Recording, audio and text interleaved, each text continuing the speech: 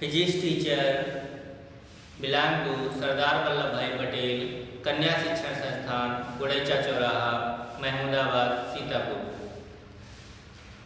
आज हम बताएंगे आपको गोली दर्पण द्वारा प्रतिबिंबों का बनना। पिछले वीडियो में हमने प्रतिबिंबों को खींचने के नियम और इसके साथ गोली दर्पणों की फोकस दूरी और वक्रता त्रिज्या में जो संबंध होता है वो हमने बताया। तो चलिए आज हम बताते हैं गोली दर्पणों द्वारा प्रतिबिंबों के बनने के नियम। देखिए, अवतल दर्पण द्वारा प्रतिबिंबों के बनने के 6 नियम। कौन कौन से 6 नियम हैं? हमें लिखा है, जब वस्तु अनंत पर स्थित हो तो वस्तु का प्रतिबिंब कैसा बनता है, उसका आकार क्या होता है और कहाँ स्थित होता है। दूसरा, जब वस्तु अनंत व वक्रता केंद्र के मध्य स्थित हो तब उसकी स्थिति, आकार और प्रकार बता दीजिए। तीसरा, जब वस्तु वक्रता केंद्र पर स्थित हो। चौथा, जब वस्तु वक्रता केंद्र व मुख्य फोकस के मध्य स्थिति हो। पांचवा, जब वस्तु मुख्य फोकस पर स्थित हो। और छठा, जब वस्तु मुख्य फोकस व ध्रुव के मध्य स्थित हो। तो इस समय की स्थितियां बोर्ड पेपर में भी आती हैं। कोई एक स्थिति या दो स्थिति पूछ लेता है खींचने के लिए। तो देखिए, इसमें मेन चीज जो प्रमुख बिंदु है वो 3 बिंदु है। 3 बिंदु याद रखने हैं, स्थिति, आकार, प्रकट। मतलब प्रतिबिंब कहाँ पर स्थित है, वो वस्तु कहाँ पर रखी गई तो उसका प्रतिबिंब कहाँ पर स्थित है।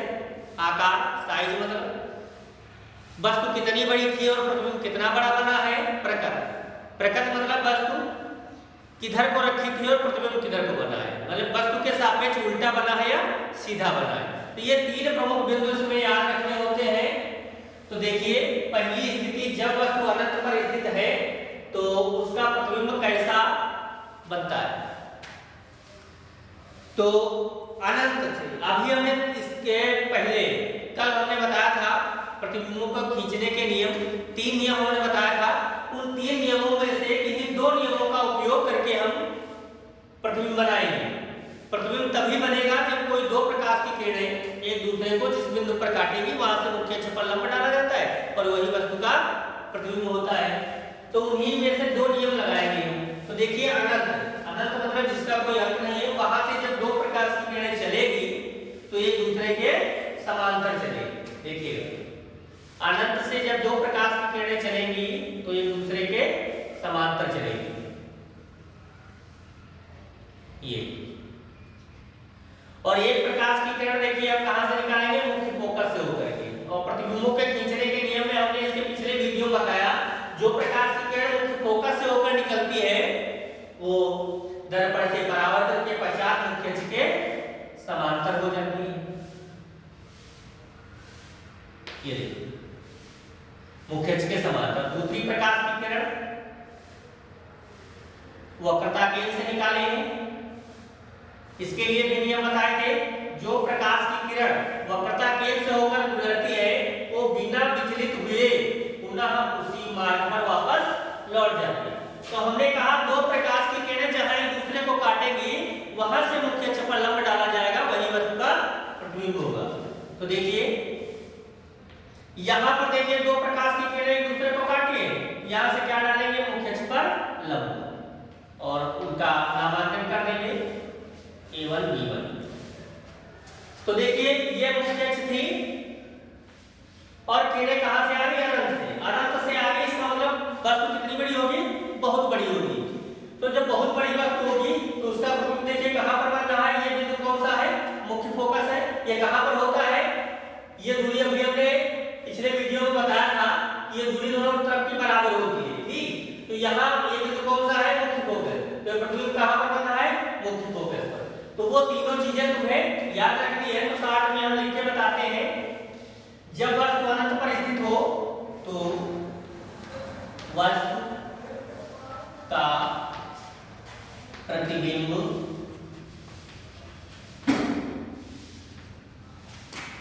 आकार में वस्तु से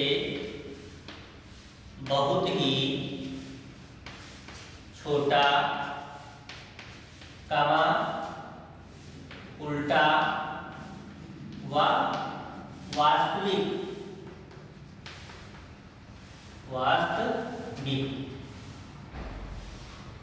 तथा मुख्य फोकस पर बनेगा। देखिए इसमें तीनों चीजें आ गई। हमने बताया जब वस्तु अनंत पर स्थित है तो वस्तु का प्रतिबिंब आकार में वस्तु से बहुत ही छोटा कामा उल्टा व वास्तविक प्रकट कैसी है उल्टा है तथा कहां पर बनेगा मुख्य फोकस पर बनेगा। तो ये पहली स्थिति हो गई अवतरण द्वारा प्रतिबिंब बनने की। दूसरी स्थिति देखिए जब वस्तु अनंत व वक्रता केंद्र के मध्य स्थित हो। अब अनंत किधर है, इधर अनंत है, वक्रता केंद्र कहां है, ये वक्रता केंद्र है। अनंत और वक्रता केंद्र के बीच में कहीं वस्तु स्थित है, ये मान लीजिए ये वस्तु स्थित है AB। तो AB के बिंदु A से दो प्रकाश की किरणें चलेंगी। तो तीन नियम जो बताए गए हैं उनमें से कोई भी दो नियम लगा करके दो किरणें डाल लीजिए। तो जैसे कि एक प्रकाश की किरण यहां से कैसे चलेगी, मुख्य अक्ष के समांतर, और जो प्रकाश की किरण मुख्य अक्ष के समांतर चलती है वो दर्पण से परावर्तन के पश्चात मुख्य फोकस से होकर जाती है, निकल गई। और दूसरी प्रकाश की किरण कहां से निकलेगी, वक्रता केंद्र से होकर निकलेगी। और जो प्रकाश की किरण वक्रता केंद्र से होकर निकलती है वो दर्पण से परावर्तन के पश्चात बिना विचलित हुए पुनः उसी मार्ग पर वापस लौट जाती है। देखिए यहाँ पर दोनों किरणें एक दूसरे को काट रही है। यहाँ से क्या करेंगे, मुख्य अक्ष पर लंब डालेंगे, नामांकन कर देंगे A1 B1। तो यही A1 B1 ही इस वस्तु का प्रतिबिंब होगा। A1 B1 ही इस वस्तु AB का प्रतिबिंब होगा। तो इसमें तीनों चीजें देखिए, नोट करिए क्या है। जब वस्तु अनंत व वक्रता केंद्र के मध्य स्थित हो तो वस्तु का प्रतिबिंब आकार में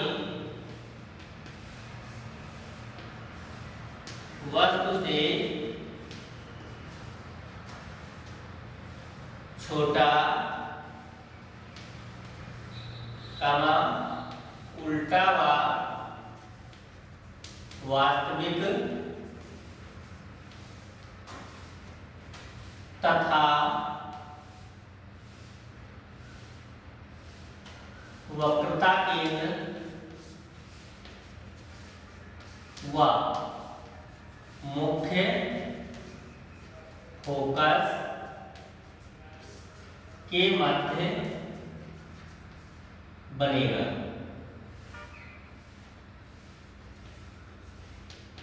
देखिए तीनों चीजें इसमें आ गई। जब वस्तु अनंत व वक्रता केंद्र के मध्य स्थित है तो वस्तु का प्रतिबिंब आकार में वस्तु से छोटा, यहाँ पर बहुत ही छोटा था, यहाँ पर छोटा है, इस वस्तु से आकाश का छोटा है, वस्तु से छोटा कामा उल्टा व वास्तविक। देखिए वस्तु ऊपर की ओर, मुख्य अक्ष पर वस्तु किधर रखी है, ऊपर की ओर, तो प्रतिबिंब किधर की ओर बन रहा है, नीचे की ओर। तो वस्तु का प्रतिबिंब आकार में वस्तु से छोटा कामा उल्टा व वास्तविक तथा कहां पर बन रहा है, मुख्य फोकस और वक्रता केंद्र के बीच में बनेगा। ठीक, अब आगे देखिए तीसरी स्थिति, जब वस्तु वक्रता केंद्र पर स्थित, जब वस्तु कहां स्थित हो, वक्रता केंद्र पर AB। जब वस्तु वक्रता केंद्र पर स्थित है तो एक प्रकाश की किरण मुख्य अक्ष के समांतर चलेगी और जो प्रकाश की किरण मुख्य अक्ष के समांतर चलती है वो दर्पण से परावर्तन के पश्चात मुख्य फोकस से होकर निकलती है। और दूसरी प्रकाश की किरण यहाँ मुख्य फोकस, देखो वक्रता केंद्र से तो डाल नहीं पाएंगे, क्यों, क्योंकि वस्तु कहां पर रखी है, वक्रता केंद्र पर ही रखी है। तो दूसरी प्रकाश की किरण हम डालेंगे मुख्य फोकस से, और जो प्रकाश की किरण मुख्य फोकस से होकर निकलती है उसके लिए नियम क्या बताया गया है, वो दर्पण से परावर्तन के पश्चात मुख्य अक्ष के समांतर हो जाती है। तो देखिए जहां दोनों किरणें, हम बताए हैं जहां दोनों किरणें एक दूसरे को काटेंगी वहां से मुख्य अक्ष पर लंब डाला जाएगा, मुख्य अक्ष पर लंब डाल दीजिए। नामांकन फिर से कर दीजिए A1 B1। ये वक्रता केंद्र का बिंदु ही पड़ा है, AB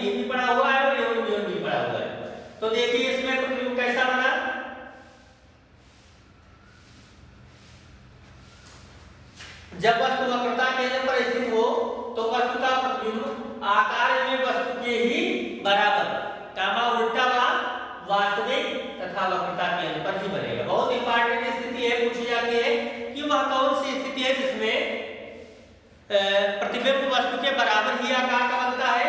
तो कौन सी स्थिति है?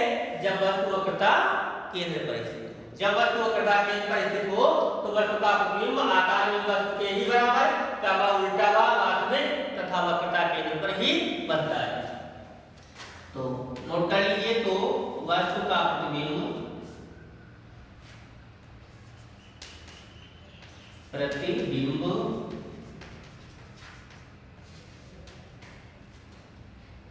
आकार में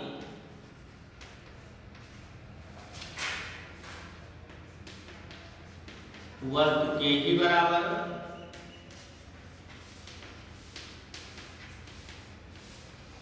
कामा उल्टा व वास्तविक तथा वक्रता केंद्र पर ही बनेगा। ये हो गई तीसरी स्थिति। चौथी स्थिति देखिए, जब वस्तु वक्रता केंद्र व मुख्य फोकस के मध्य, देखिएगा इसमें वस्तु बाईं तरफ से दाहिनी तरफ की ओर बढ़ती जाएगी और इस प्रकार प्रतिबिंब दाहिनी तरफ से बाईं तरफ की ओर बढ़ता जा रहा है। पहले वस्तु अनंत थी, फिर अनंत और वक्रता केंद्र के मध्य आ गई, फिर वक्रता केंद्र पर आ गई। अब वक्रता केंद्र और मुख्य फोकस के मध्य रखेंगे, वक्रता केंद्र और मुख्य फोकस के मध्य। तो देखिए प्रकाश की किरण मुख्य अक्ष के समांतर चलेगी और जो प्रकाश की किरण मुख्य अक्ष के समांतर चलती है दर्पण से परावर्तन के पश्चात मुख्य अक्ष के समांतर हो जाती है। दूसरी प्रकाश की किरण मुख्य फोकस से होकर निकलेगी और मुख्य फोकस से होकर जाने वाली प्रकाश की किरण दर्पण से परावर्तन के पश्चात मुख्य अक्ष के समांतर हो जाती है। तो देखिए यहाँ दोनों किरणें काट लेंगे एक दूसरे को, यहाँ से मुख्य अक्ष पर लंब डालेंगे A1 B1। इसमें देखिएगा प्रतिबिंब, ये वस्तु थी और ये प्रतिबिंब है। प्रतिबिंब का साइज बड़ा हो गया वस्तु से। इधर की ओर अभी देखिए पहले छोटा था, इसके बाद कहां पर बराबर हुआ? वक्रता केंद्र पर। वक्रता केंद्र से जो ही आगे प्रतिबिंब गया आकार में बड़ा हो गया। तो इसमें देखिए जब वस्तु वक्रता केंद्र व मुख्य फोकस के मध्य स्थित हो तो वस्तु का प्रतिबिंब आकार में वस्तु से बड़ा कामा उल्टा व वास्तविक तथा वक्रता केंद्र व अनंत। इधर क्या है? वक्रता केंद्र के बाद में अनंत। वक्रता केंद्र व अनंत के मध्य बनेगा। तो इसमें भी तीनों चीजें हो गई, स्थिति, आकार और प्रकृति। जब वस्तु वक्रता केंद्र और मुख्य फोकस के मध्य स्थित है तो वस्तु का प्रतिबिंब आकार में वस्तु से बड़ा कामा उल्टा व वास्तविक तथा वक्रता केंद्र और अनंत के मध्य बनेगा। पांचवी स्थिति देखिए, चार कंप्लीट हो गई। पांचवी स्थिति जब वस्तु मुख्य फोकस पर स्थित है। अब देखिए वस्तु कहाँ स्थित है? मुख्य फोकस पर। AB वस्तु मुख्य फोकस पर स्थित है। तो मुख्य फोकस पर स्थित AB वस्तु है तो AB वस्तु के बिंदु A से दो प्रकाश की किरणें चलेंगी। एक प्रकाश की किरण मुख्य अक्ष के समांतर चलेगी जो दर्पण से परावर्तन के पश्चात मुख्य फोकस से होकर निकल जाएगी और दूसरी प्रकाश की किरण यहाँ से वक्रता केंद्र से होकर चलेगी जो बिना विचलित हुए पुनः उसी मार्ग पर वापस लौट जाएगी। और प्रतिबिंब कहाँ पर बनेगा? प्रतिबिंब इधर जाके बनेगा, कहाँ पर? अनंत पर बनेगा। इस स्थिति में देखिए प्रतिबिंब कहाँ पर बनेगा? अनंत पर बनेगा। तो जब वस्तु मुख्य फोकस पर स्थित हो तो वस्तु का प्रतिबिंब वस्तु का प्रतिबिंब आकार में वस्तु से बहुत ही बड़ा उल्टा व वास्तविक तथा अनंत पर बनेगा। देखिए ये स्थिति में प्रतिबिंब वस्तु से बहुत, वस्तु देखिए इतनी बड़ी रखी है और प्रतिबिंब अनंत पर बनेगा तो बहुत ही बड़ा बनेगा जाके।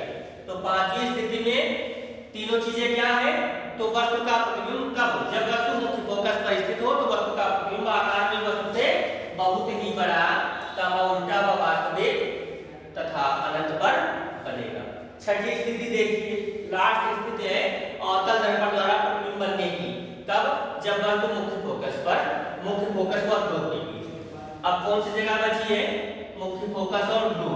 मुख्य फोकस ये है, ध्रुव ये है, इसके बीच में कहीं हो, देखिएगा।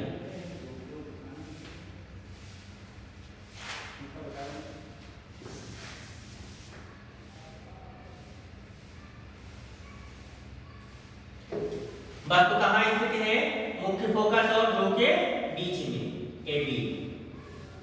देखिए प्रकाश की किरण मुख्य अक्ष के समांतर चलेगी, जो दर्पण से परावर्तन के पश्चात मुख्य फोकस से होकर निकल जाएगी, और दूसरी प्रकाश की किरण वक्रता केंद्र से होकर निकलेगी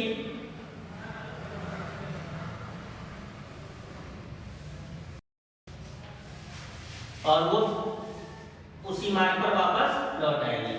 दोनों किरणों को आगे बढ़ाया जाएगा, दोनों किरणों को आगे बढ़ाया जाएगा और दोनों किरणें जहां एक दूसरे को काटेंगी वहां से मुख्य अक्ष पर लंब डाला जाएगा।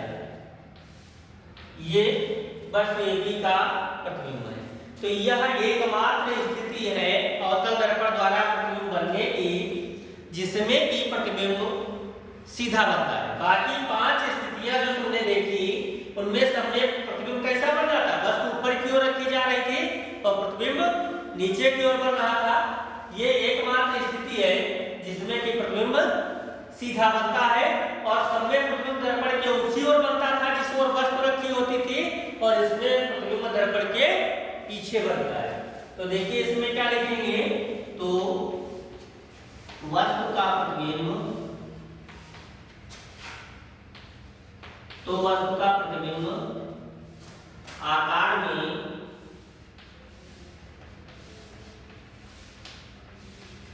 वस्तु से बड़ा, इसमें लिखेंगे कामा, सीधा व आभासी, सीधा व आभासी तथा दर्पण के पीछे बनेगा। तो देखिए एक बार पुनः इनके बारे में, ये 60 में तीनों चीजें हमने आपको बताई, और विस्तृत यदि लिखना हो कोई एक स्थिति के बारे में तो उसमें नाम डाल के भी लिख सकते हैं कि माना M1 M2 एक अवतल दर्पण है जिसका ध्रुव P का मुख्य फोकस या वक्रता केंद्र C है, एक प्रकाश की किरण AB मुख्य अक्ष पर मुख्य अक्ष के लंबवत रखी है, बस AB के बिंदु से 2 प्रकाश की किरणें चलेंगी। एक प्रकाश की किरण मुख्य अक्ष के समांतर चलती है जो दर्पण से परावर्तन के पश्चात मुख्य फोकस से होकर जाती है, और दूसरी वक्रता केंद्र से होकर निकलती है और वो बिना विचलित हुए उसी मार्ग पर वापस लौट जाती है। दोनों प्रकाश की किरणें एक दूसरे को बिंदु A1 पर काटती है, A1 से A1 B1 मुख्य अक्ष पर लंब खींचा। इस प्रकार A1 B1 ही वस्तु AB का उल्टा व वास्तविक तथा आकार में वस्तु से बहुत ही छोटा प्रतिबिंब मुख्य फोकस वक्रता केंद्र के बीच में बन रहा है। इस प्रकार से यदि भाषा लिखेंगे तो बड़ी भाषा बन जाएगी। यदि एक स्थिति आती है और 4 नंबर में आती है तो विस्तृत रूप में भाषा जो हमने अभी बताया वो भी लिख सकते हैं, और 60 में ये तीनों चीजें याद रखने के लिए हम बताएं तुमको, ठीक, कि जब वस्तु अनंत पर रखी हो तो वस्तु का प्रतिबिंब आकार में वस्तु से बहुत ही छोटा, कहां उल्टा व वास्तविक कहां पर बनता है, मुख्य फोकस। दूसरे में जब वस्तु अनंत और वक्रता केंद्र के मध्य रखी हो तो वस्तु का प्रतिबिंब आकार में वस्तु से छोटा, उल्टा व वास्तविक तथा मुख्य फोकस व वक्रता केंद्र के मध्य में बनता है। तीसरा, जब वस्तु वक्रता केंद्र पर स्थित हो तो वस्तु का प्रतिबिंब आकार में वस्तु के ही बराबर, उल्टा व वास्तविक तथा वक्रता केंद्र पर ही बनता है। और अगली स्थिति चौथी, जब वस्तु वक्रता केंद्र और मुख्य फोकस के मध्य रखी हो तो वस्तु का प्रतिबिंब आकार में वस्तु से बड़ा, उल्टा व वास्तविक तथा वक्रता केंद्र और अनंत के बीच में बनेगा। और पांचवी स्थिति, जब वस्तु मुख्य फोकस पर रखी हो तो वस्तु का प्रतिबिंब आकार में वस्तु से बहुत ही बड़ा, उल्टा व वास्तविक तथा अनंत पर बनेगा। और पांचवी स्थिति, जब वस्तु मुख्य फोकस व ध्रुव के मध्य रखी हो तो वस्तु का प्रतिबिंब आकार में वस्तु से बड़ा, सीधा व आभासी तथा दर्पण के पीछे बनेगा। तो ये तो रही गोली दर्पणों के द्वारा प्रतिबिंबों के बनने की स्थितियां। इसके द्वारा गोली दर्पणों में अवतल दर्पण के द्वारा प्रतिबिंबों के बनने की स्थितियां, कितनी स्थितियां हैं? 6 स्थितियां। ठीक, इसके बाद इसके आगे का अगले वीडियो में लेकर के हम आएंगे। तब तक के लिए धन्यवाद।